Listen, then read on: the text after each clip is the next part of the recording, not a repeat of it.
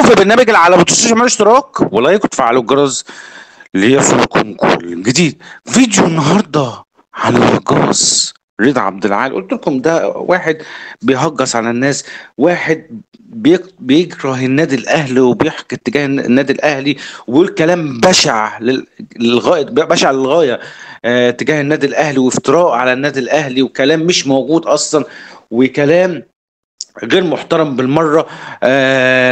طبعا بيقول كلام بينم عن التعصب والفتنه، لان هو بيحكت وبيغل وبيكره جدا النادي الاهلي ويقول كلام غير محترم وكلام مش موجود ولا اساس له من الصحه. فاللي زي ده طبعا يعني الهجاص ده اصلا ب 100 وش متلون، ما عندوش شخصيه اصلا، ما عندوش مبدا في حياته، فتلاقي اصلا طبعا منافق ومدلس وكذاب، ان هو بيكره وبيغل وبيحقد والشر مالي قلبه تجاه النادي الاهلي. النادي الاهلي عامل له مشكله وعامل له عقده من سنين لانه هو بيكره وبيغل تجاه النادي الاهلي. طبعا فيديوكم بجد والله العظيم حاجه، يعني بجد حاجه والله في منتهى التعصب وفتنه وحاجه غير محترمه بجد والله العظيم. تعال شوف معايا كده. لا عنده حكام، عنده فار، بقول لك يا كابتن عنده مخرج.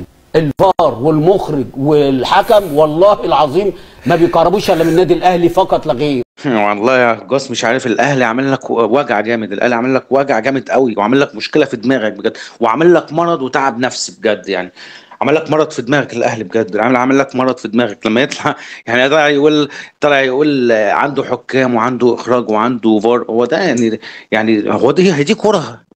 واحد لما يطلع زي دي كوره ويطلع يقول لك، ويطلع بعد كده يجي يقول بيترعشوا الفار والاخراج والمخرجين كلهم بيترعشوا وبيخافوا من الاهلي.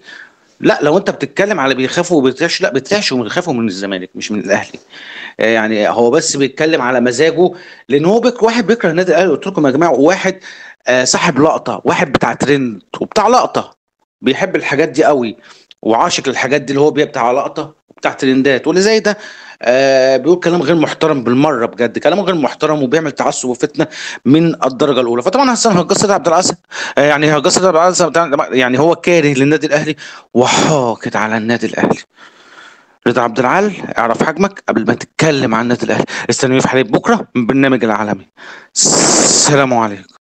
بنزل من بيتي في كل يوم رايح للأهلي أنسى الهموم وارجع فرحان.